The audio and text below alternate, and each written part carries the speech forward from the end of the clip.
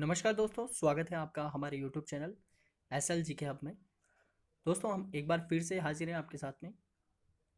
एक बायोलॉजी का एक टॉपिक है जो कि आनुवंशिकता और कोशिका से रिलेटेड, जिसके कुछ महत्वपूर्ण क्वेश्चन जो कि हर साल जो कि वनडे एग्जाम के अंदर रिपीट होते हैं मोस्टली।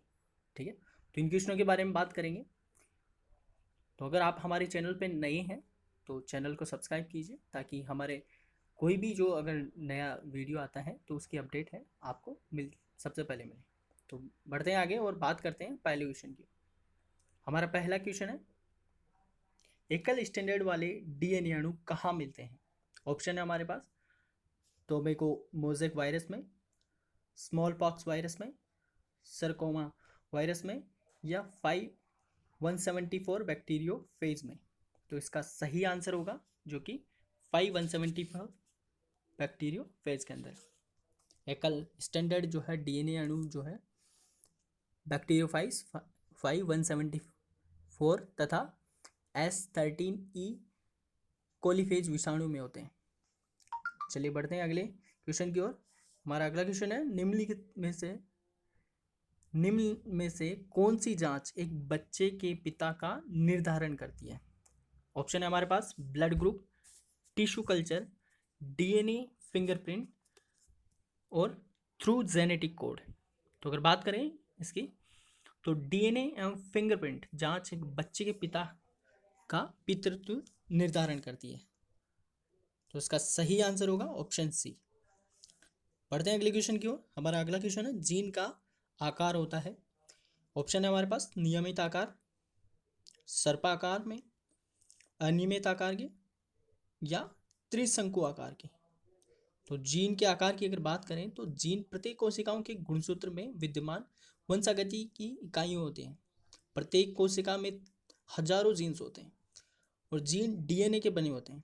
जॉनसन नामक वैज्ञानिक ने सर्वप्रथम जीन शब्द का प्रयोग किया था। तो अगर बात करें इसकी संरचना की, इसके आकार की, तो यह जो है सर्पाकार होते हैं। तो इसका सही आंसर होगा ऑप्शन बी, सर्पाकार। चलिए बढ़ते हैं अगले क्वेश्चन की ओर। हमारा अगला क्वेश्चन है, किसी आबादी में जीनों के कुल योग को कहते हैं? जीनोम, जीन समुदाय, जीन बस्ती, या ऑटोसोम।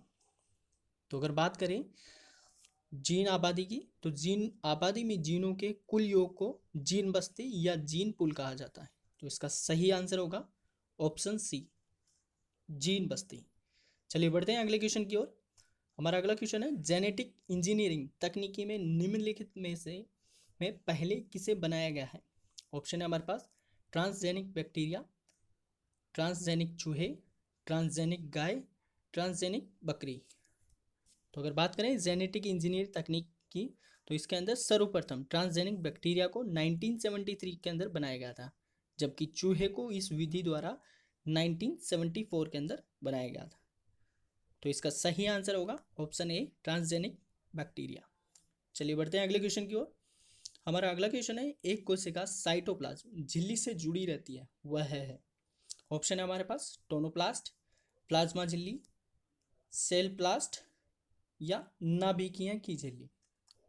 तो इसका अगर आंसर की बात करें तो एक कोशिका जो है साइटोप्लाज्म या प्लाज्मा झिल्ली से जुड़ी होती है। तो इसका सही आंसर होगा ऑप्शन बी, प्लाज्मा झिल्ली।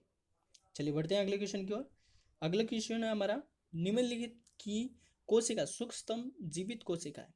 ऑप्शन है हमारे पास बैक्टीरिया, ब्रेड मोल्ड, माइक्रोप्लाज्मा और वायरस।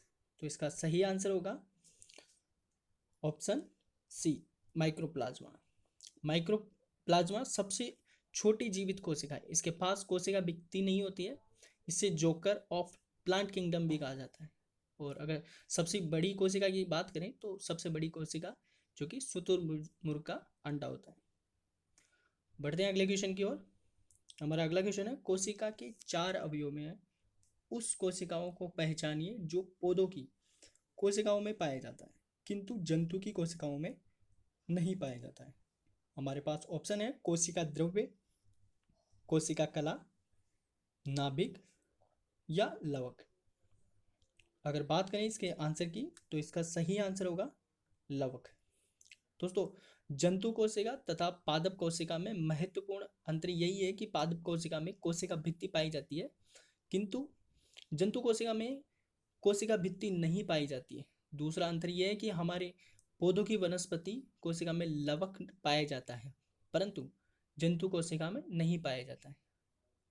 ठीक है, तो बढ़ते हैं आगे, अगले क्वेश्चन की ओर चलते हैं। हमारा अगला क्वेश्चन है, जब किसी पुष्प का पराग उस पौधे के परागकण प्रकार के वर्तिका गृह में आंतरिक कर दिया जाता है तो उसे कहा जाता है।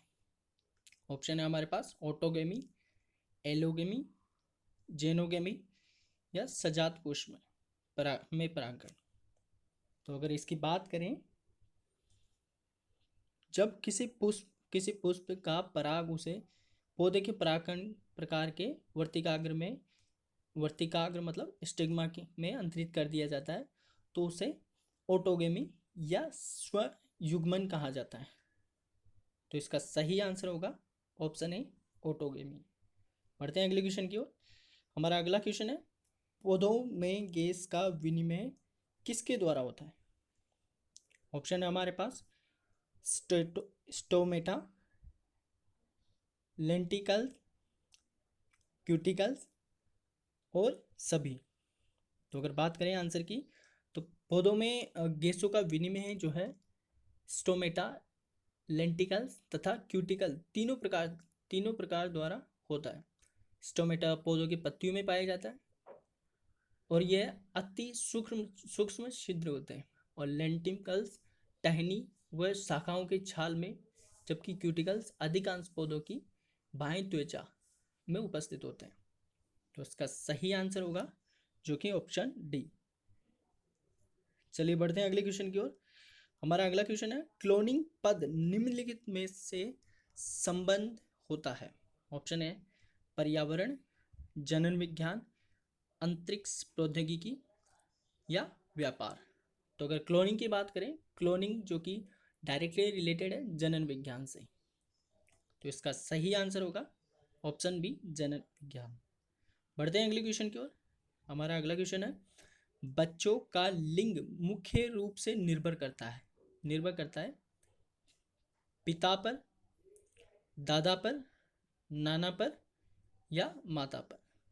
तो इसका सही आंसर होगा पिता पर। बच्चों का लिंग मुख्य रूप से पिता के एक्स या वाई जो गुणसूत्र है उसका ऊपर निर्भर करता है, तो इसका सही आंसर होगा पिता पर। चलिए बढ़ते हैं अगले क्वेश्चन की ओर। परागकण के लिए निम्न में से कौन सा तत्व आवश्यक नहीं है। ऑप्शन है हमारे पास हवा, आग, पानी और कीट। तो परागकण की अगर बात करें तो परागकण है जो कि हवा के द्वारा भी होता है, पानी के द्वारा भी होता है और कीटों के द्वारा भी होता है।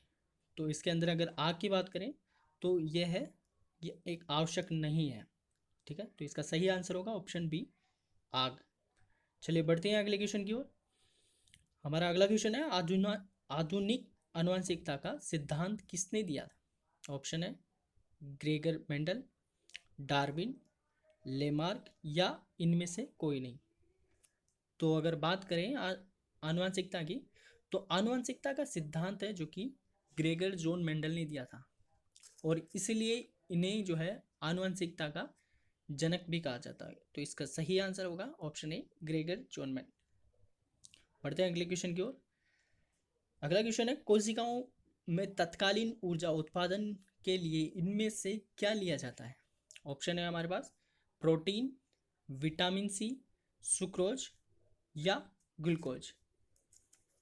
तो अगर कोशिकाओं की तत्कालीन ऊर्जा की अगर बात करें तो कोशिकाओं के तत्कालीन ऊर्जा के उत्पादन के लिए ग्लूकोज को लिया जाता है। ग्लूकोज के एक अणु के श्वसन में 36 ATP अणु ऊर्जा की प्राप्ति होती है। तो इसका सही आंसर होगा जो कि ग्लूकोज। चलने बढ़ते हैं अगले क्वेश्चन की ओर। अगला क्वेश्चन है, कोशिका गतिविधियां नियंत्रण की जाती है। हमारे पास ऑप्शन है क्लोरोप्लास्ट द्वारा, माइक्रोकॉन्ड्रिया द्वारा, साइटोप्लाज्मा द्वारा या न्यूक्लियस द्वारा। तो इसका सही आंसर होगा कोशिका की गतिविधियों पर नियंत्रण केंद्रक के द्वारा होता है और यह एक कोशिका का महत्वपूर्ण अंग है। तो इसका सही आंसर होगा न्यूक्लियस, यानी कि ऑप्शन डी, न्यूक्लियस द्वारा। चलिए बढ़ते हैं अगले क्वेश्चन की ओर। पौधा कोशिका का पावर हाउस किसे कहा जाता है? तो अगर पौधे की कोशिका का पावर हाउस है, जो कि अगर बात करें तो ऑप्शन है हमारे पास लाइसोसोम, सेंट्रोसोम, राइबोसोम या माइटोकॉन्ड्रिया। तो पावर हाउस की अगर बात करें तो माइटोकॉन्ड्रिया है जो कि पौधा का पावर हाउस कहा जाता है। माइटोकॉन्ड्रिया दोहरी झिल्ली से घिरा होता है और इसके एंजाइम द्वारा कोशिकीय श्वसन होता है, जिससे ऊर्जा की प्राप्ति होती है। तो इसका सही आंसर होगा ऑप्शन डी, माइटोकॉन्ड्रिया। बढ़ते हैं अगले क्वेश्चन की ओर। हमारा अगला क्वेश्चन है आनुवंशिकी इकाई है। दोस्तों आनुवंशिकी इकाई की बात करें तो हमारे पास ऑप्शन है गुणसूत्र, सेंट्रोन, डीएनए या जीन। तो अगर बात करें आनुवंशिकी इकाई तो गुणसूत्रों पर स्थित डीएनए की बनी यह अति सूक्ष्म संरचनाएं जो आनुवंशिकी लक्षणों का धारण और पीढ़ी से पीढ़ी में उनका स्थानांतरण करती है और इन्हें जीन कहते हैं। जीन आनुवंशिकता की मूलभूत शारीरिक इकाई, अर्थात इसी से हमारी आनुवंशिक विशेषताओं की जानकारी होती है, जैसे हमारे बालों का रंग क्या होगा, हमारी आंखों का रंग क्या होगा, या हमें कौन सी बीमारियां हो सकती हैं। तो इसका सही आंसर होगा ऑप्शन डी, जीन। चलिए बढ़ते हैं अगले क्वेश्चन की ओर। हम शकल जुड़वा का जन्म तब होता है। ऑप्शन है हमारे पास हमेशा एक ही लिंग के, कभी कभी एक ही लिंग के, प्राय एक ही लिंग के, या एक ही लिंग के सभी नहीं। तो अगर हम इसकी बात करें, हम शकल जुड़वा का जन्म है एक ही प्रसव के समय एक ही भ्रूण के द्वारा होता है। ये प्राय एक ही लिंग के होते हैं। तो इसका सही आंसर होगा ऑप्शन सी, प्राय एक ही लिंग के। बढ़ते हैं अगले क्वेश्चन की ओर। जेनेटिक्स में किसका अध्ययन किया जाता है? ऑप्शन है हमारे पास आनुवंशिकता एवं गुणसूत्र, कोशिका, नेत्रा का अध्ययन या मांसपेशियों का अध्ययन। तो अगर बात करें आनुवंशिकी या जेनेटिक्स जीव विज्ञान की, यह वह शाखा है जिसके अंतर्गत आनुवंशिकता या जीवों की विभिन्नताओं एवं गुणसूत्रों का अध्ययन किया जाता है। तो इसका सही आंसर होगा आनुवंशिकता एवं गुणसूत्र।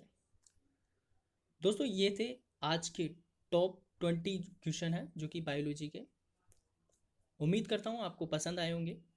इसी तरह हम आपके साथ में जो है महत्वपूर्ण प्रश्नों को साझा करते रहेंगे। अगर आपको ये वीडियो पसंद आया तो इसको लाइक कीजिए, शेयर कीजिए और कमेंट करके हमें ज़रूर बताइएगा। धन्यवाद।